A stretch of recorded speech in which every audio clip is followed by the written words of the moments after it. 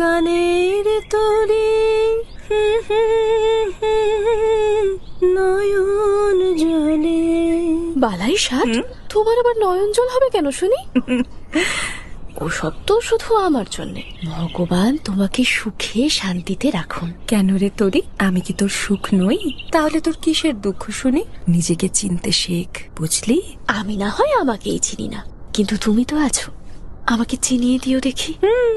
এমন করে তোকে চেনাবো।